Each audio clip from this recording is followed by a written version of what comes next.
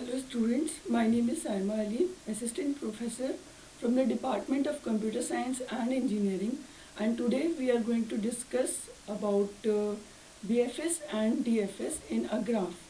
BFS and DFS are two traversal algorithms which are used for traversing nodes in a graph. As you can see that if you can see this graph, this is a directed graph. BFS and DFS algorithms can be used in directed as well as undirected graph, but here we are using this in directed graph. हम इस algorithm के through search करेंगे कि different यहाँ nodes जो हैं उसमें हम कैसे ट्रेवर्स कर सकते हैं through breath first search algorithm. Breath first search algorithm में जो हम डेटा स्ट्रक्चर यूज़ करते हैं वो क्यू डेटा स्ट्रक्चर यूज़ होता है, जिसमें कि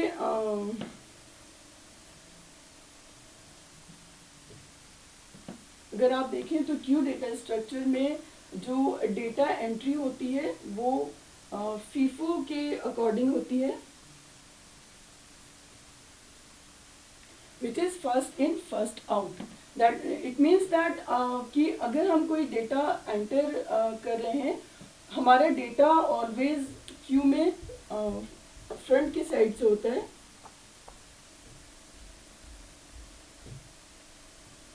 सॉरी,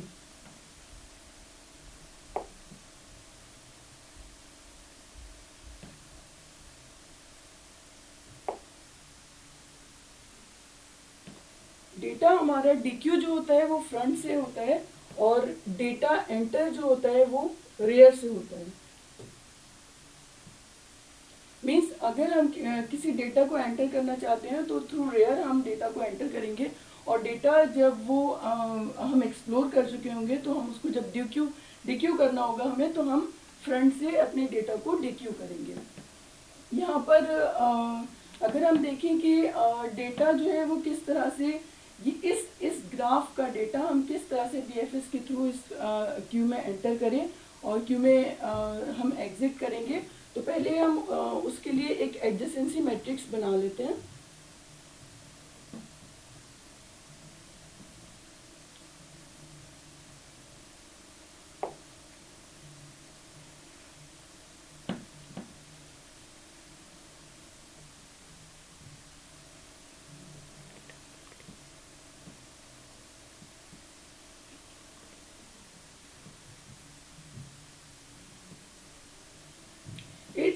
एडजेसेंसी मैट्रिक्स के थ्रू हम देखेंगे कि जो भी हमारे नोड्स हैं उन नोड्स पर हम उस पर्टिकुलर नोड पे रहकर हमारे डेस्टिनेशंस क्या क्या हो सकते हैं. तो फर्स्ट हम नोड्स को यहाँ लिख लेते हैं हमारे इस कॉलम में A, B, C, D,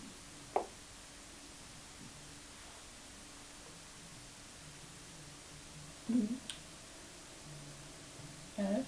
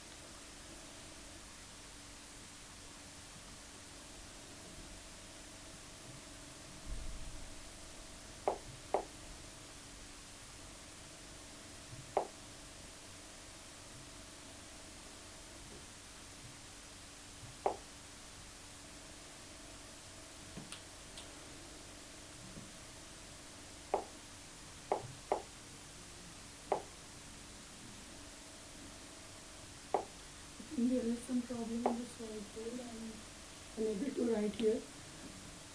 Okay, from node A it is a directed graph. As you can see that there is an arrow on the edge. So in directed graph we can travel in only one direction. There, if we are in at the node A, we can travel only from A to B, A to C, A to D, and not from B to A. So the adjacent nodes through this node A is B,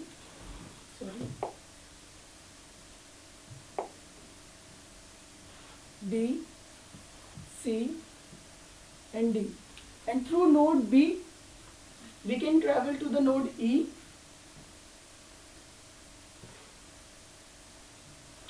From node C, the outgoing edges are from B to C and C to G. So from B, we can visit node B. Sorry, from C, we can visit node B and node G.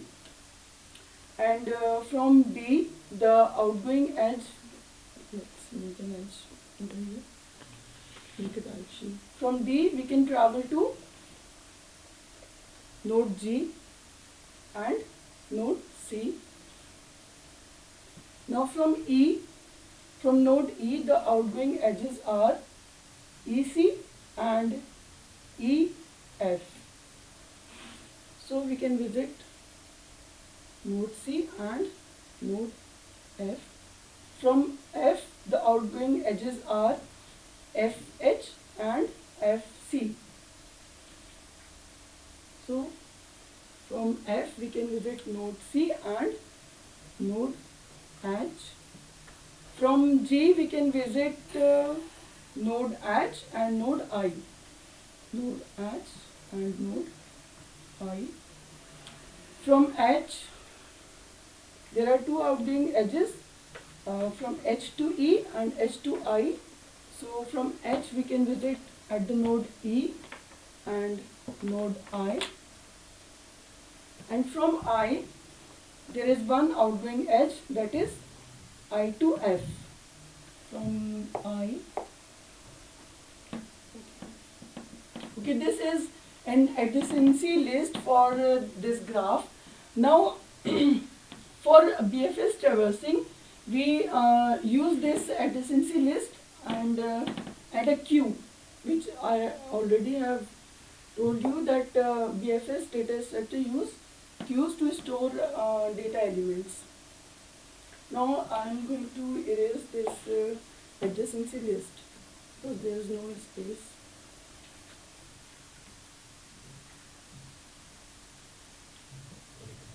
Okay.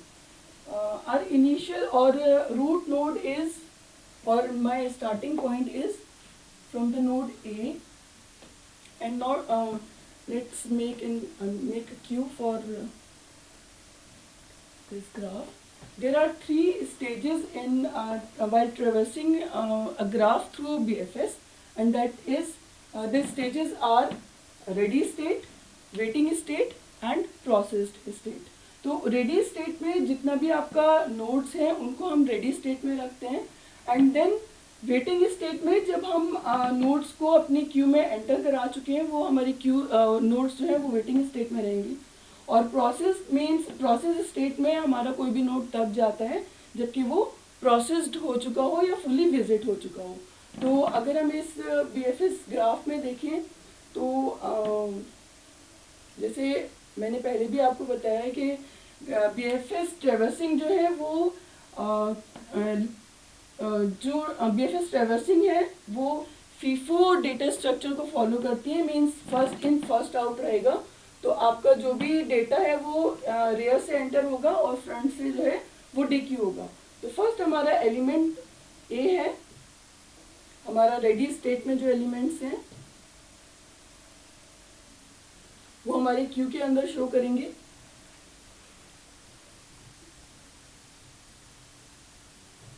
यहाँ waiting state होगी और third state हमारी processed state होगी.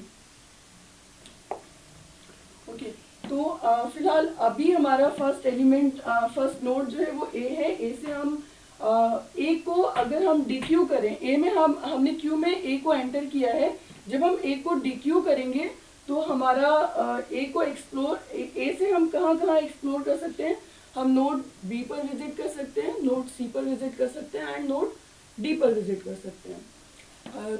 अब हम देखेंगे कि हमारा फर्स्ट जो हम क्यू में नोड्स की एंट्री किसी भी मैनर में कर सकते हैं।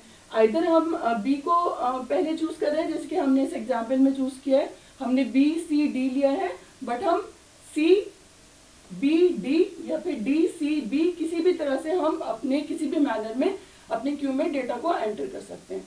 अब हमारा नेक्स्ट एलिमेंट है बी, जिसको हमें डी क्यू करना है। तो अगर हम यहाँ हम एक लिस्ट बना देते हैं जो कि हमारी ये हमारी वेटिंग की लिस्ट है, यहाँ हमारी प्रोसेस्ड लिस्ट रहेगी।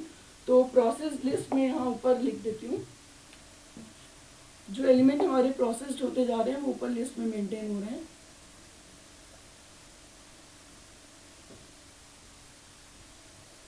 फर्स्ट हमारा प्रोसेस्ड एलिमेंट ए था। जब हमने ए को विजिट किया तो हमने बी सी डी को एक्सप्लोर किया। अब हम बी को डीक्यू कर रहे हैं। जब हम बी को डीक्यू करेंगे तो बी से हमारा आउटगोइंग एजेस क्या है, बी टू ई हम आउटगोइंग एज देख रहे हैं, जिससे कि हम ई वर्टेक्स पे विजिट कर सकते हैं। तो हम क्यू में जो डेटा की एंट्री करेंगे वो हमारा ई रहेगा।